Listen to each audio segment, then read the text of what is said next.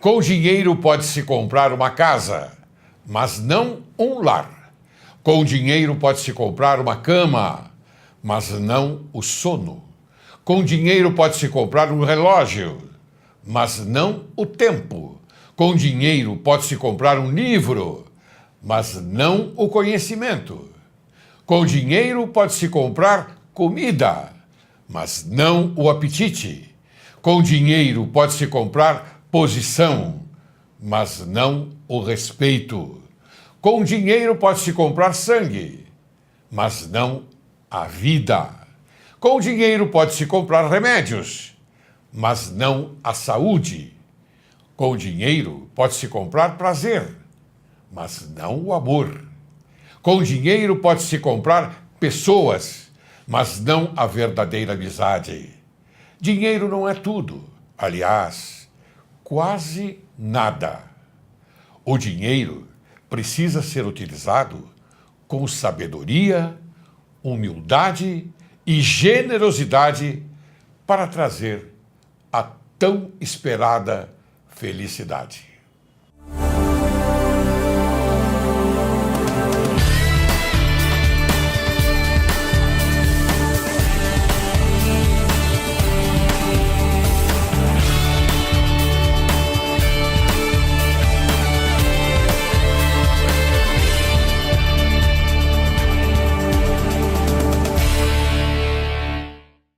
Caro telespectador, hoje Direito e Justiça em Foco conversa com o doutor Luiz Haroldo Gomes de Soutelo. Quem é o doutor Haroldo Gomes de Soutelo? Formado pela Faculdade de Direito da Universidade de São Paulo, Largo de São Francisco, tem cursos de pós-graduação, tanto lato sensu quanto estrito sensu, na Universidade de São Paulo e na Pontifícia Universidade Católica de São Paulo. É mestre em Direito Tributário pela PUC de São Paulo. É membro do corpo docente da Faculdade de Direito da PUC desde 1976, atualmente licenciado e demissionário em função da aposentadoria. Professor de Direito Tributário na Faculdade de Direito Padre Anchieta até o ano de 2002, cobrindo eventualmente as cadeiras de Direito Financeiro, Direito Municipal, Direito Internacional e Hermenêutica Jurídica. O currículo do Dr. Luiz Haroldo é extenso. Portanto, prefiro que você, caríssimo telespectador, o conheça pela demonstração de seu conhecimento e cultura jurídica apresentada no decorrer desta excelsa conversa. Como vai, doutor Luiz? Vai bem? Bem, obrigado, doutor Laureli. E o senhor? E eu vou bem, graças a Deus. E hoje nós vamos abordar um tema importante, tema que fala sobre a abordagem interdisciplinar da moeda, ou seja, também a história da moeda e sua relação com o direito. Não é? E tá certo? Muito bem, você domina esse tema, por isso que você até sugeriu, lembra? A moeda, embora seja, na minha opinião, um instituto jurídico, é dificilmente compreendida se nós não fizermos uma incursão pela história e pela economia para chegar nos problemas jurídicos atuais. Muito bem. Bem, eu já tenho uma pergunta para fazer. O que é a moeda?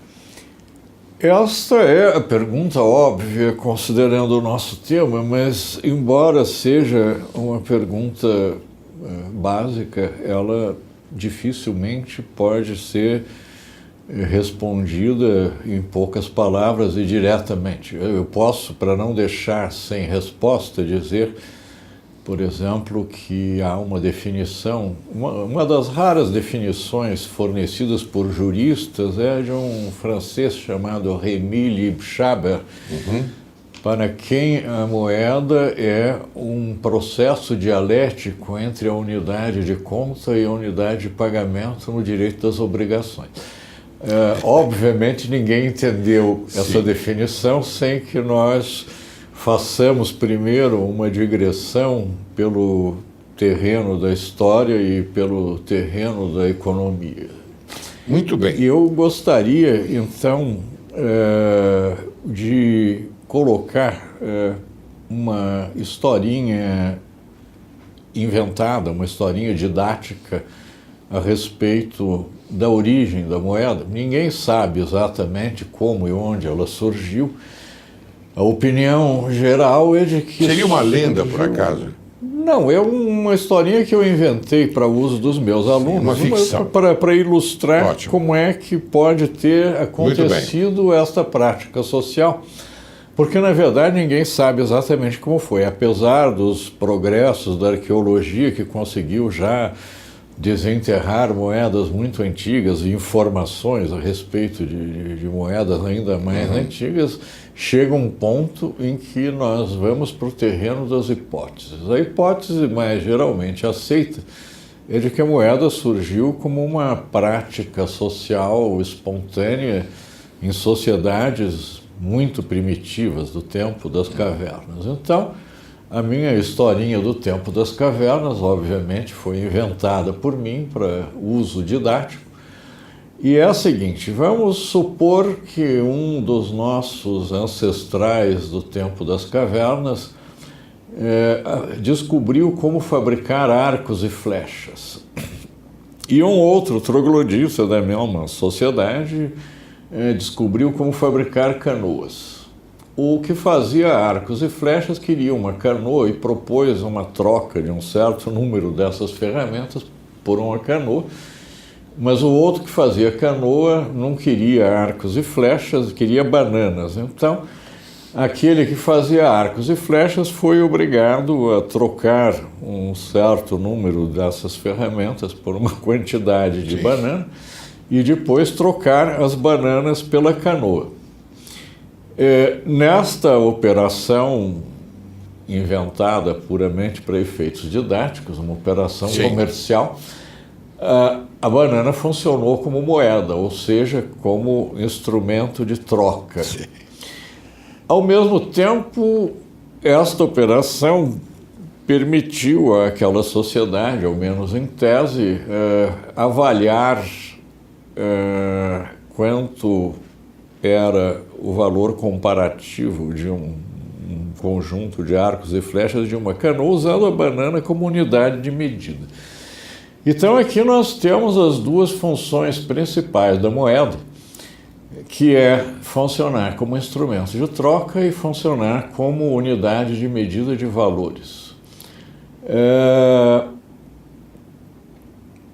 Os economistas trabalham com uma definição funcional de moeda, eles não estão preocupados com uma definição abstrata. Então, nos livros de economia, o que nós vamos encontrar é que moeda é tudo aquilo que desempenha as funções de moeda. Então, estas questões, a questão das funções da moeda é uma questão importante. Há um professor inglês, Glyn Davis... Mas, doutor Luiz, eu queria fazer uma observação, inclusive para nós darmos ao nosso telespectador uma informação que ele está aguardando, porque se fala em moeda, automaticamente moeda se pensa em dinheiro.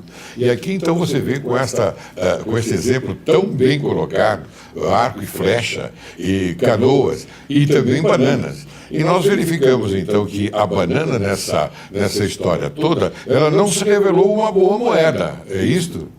Porque o problema da banana para ser utilizada como moeda é que ela tem uma durabilidade muito restrita. Claro, então, óbvio. Assumindo que uma canoa valesse uma quantidade muito grande de bananas, o vendedor da canoa não conseguiu comer todas aquelas bananas e não pôde guardá-las para uma troca futura. Eu ia chegar exatamente nesse ponto quando mencionei que o Glyn Davis enumera no livro dele umas 10 funções atribuídas à moeda pelos mais diferentes autores, mas o núcleo desta discussão centra nestas duas funções que eu mencionei, unidade de medida de valores e mercadoria de troca, ou instrumento geral de trocas.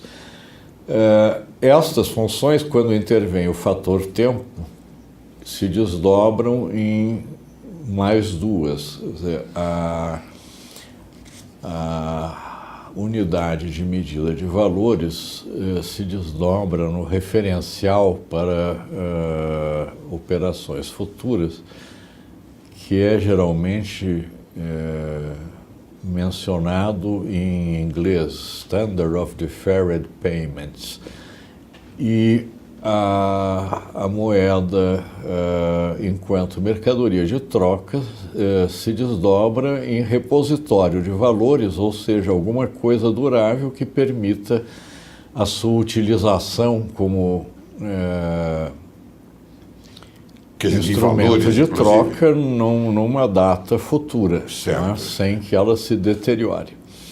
Ao mesmo tempo em que nós percorremos essas três funções, ficou também nas entrelinhas que, para desempenhar o papel de moeda, a função de moeda, não vou usar a palavra papel, porque senão pode confundir com papel. Claro, né? claro.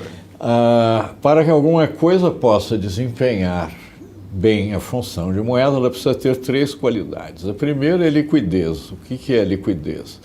É a qualidade daquilo que é desejado por todos e, portanto, facilmente utilizável como mercadoria de troca.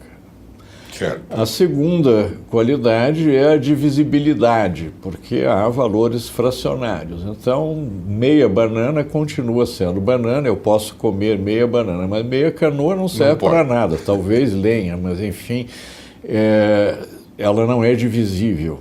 Então, seria muito canhestro utilizar em canoas como moeda. E, finalmente, a durabilidade, da qual nós já falamos. Tá? Muito bem. Eu vou voltar a essa questão da durabilidade logo mais, mas antes de voltar, vamos agora passar para o que a história pode afirmar. A primeira moeda utilizada em sociedades primitivas de que se tem notícia e registro foram animais domesticados, ou seja, gado no sentido amplo dessa palavra. Sim.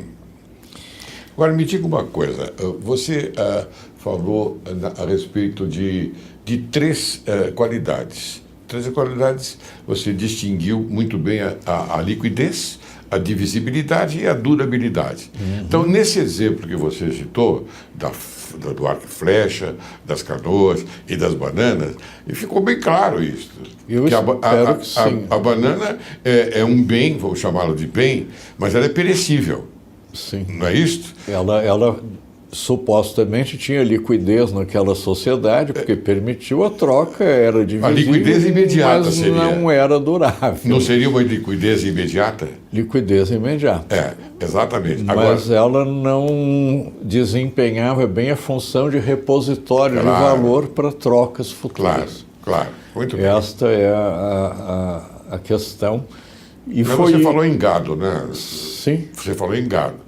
E o gado em latim é pecus. Pecus, exatamente. De onde vem a palavra pecúnia, como você também já ressaltou, e que é o sinônimo de dinheiro. Exatamente. É? A primeira moeda de que há registro histórico foram animais domesticados. Sim. Só depois que aquelas sociedades primitivas que eram nômades se estabilizaram, é que elas partiram para a agricultura. Então, talvez tenha sido até a descoberta da agricultura que levou a essa fixação territorial, mas, enfim, a partir daí, o que começou a ser usado como moeda foram grãos, como trigo, cevada, coisas assim. Só bem mais tarde, quando o homem descobriu os metais e como trabalhar com metais, é que praticamente todas as sociedades adotaram os metais preciosos como moeda, pela boa razão de que eles têm liquidez, são facilmente divisíveis em barras ou peças de vários tamanhos e são muito duráveis, claro. Né? Muito mais do que gado ou sementes. Então, generalizou-se este uso da moeda metálica. A respeito disto, nós podemos compreender que era meio complicado negociar com pedaços de metal de vários tamanhos, era preciso balança, enfim, era uma complicação. Então, os governantes da Capadócia, que era uma colônia grega primitiva, adotaram uma prática de fundir pequenas barras de metal com uma estampa atestando qual era o peso e qual era o grau de pureza daquele metal. Daquele metal. Para facilitar as trocas. Isto já foi uma coisa semelhante à moeda metálica que nós ainda conhecemos, mas ainda não era propriamente. E eu já vou explicar por quê.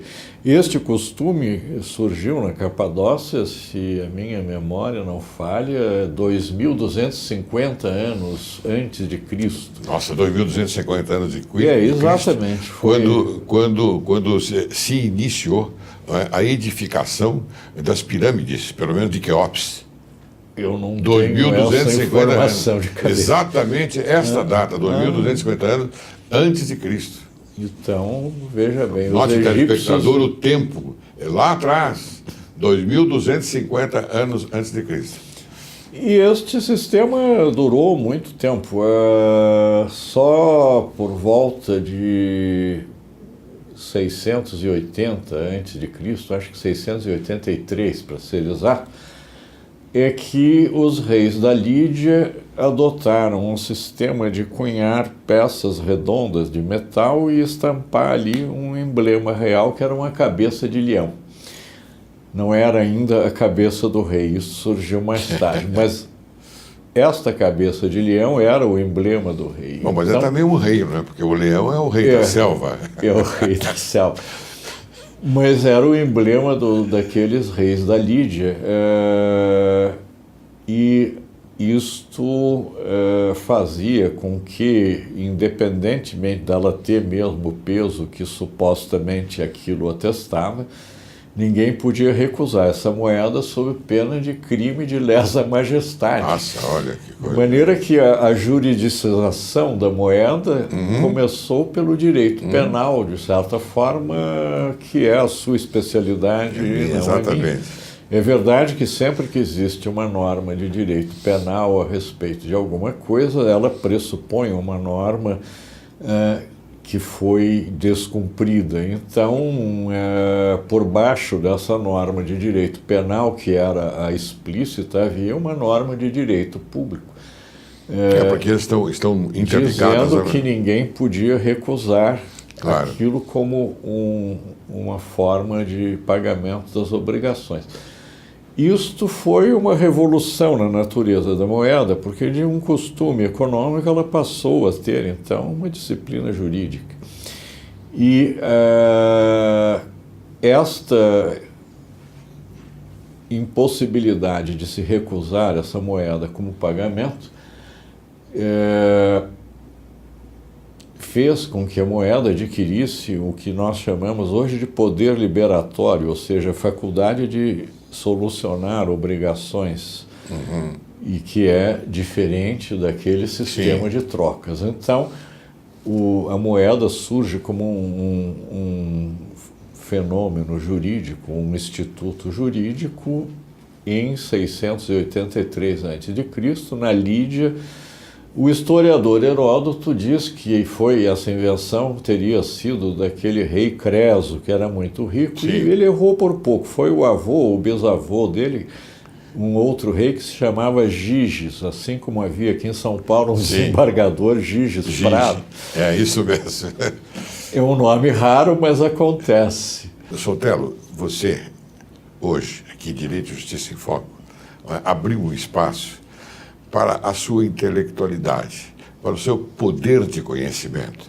E é interessante que nós vamos buscar exatamente pessoas do seu quilate para levar ao telespectador, para que ele aprecie, não é, a sua competência, a sua capacidade e o seu valor.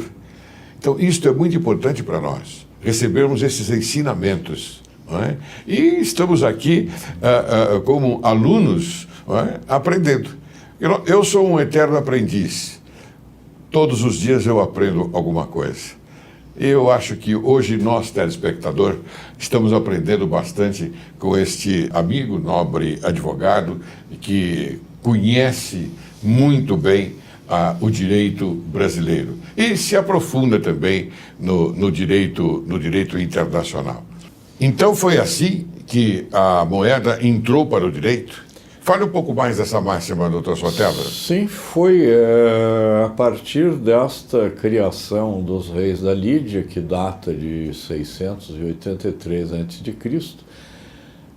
a moeda se tornou um instituto jurídico, porque ninguém podendo recusar aquela moeda com o emblema real como forma de pagamento, a moeda adquiriu uma função que é estritamente jurídica, que é o chamado poder liberatório da moeda, certo. Ou seja, em linguagem moderna, a faculdade de solver as obrigações, quaisquer obrigações, ainda que não pecuniárias, elas sempre podem se resolver em perdas e danos, que é um pagamento em moeda. Muito bem, doutor Sotelo, eu agora vou chamar um pequeno intervalo e depois então nós vamos retornar para conversar ainda mais sobre esse importante assunto.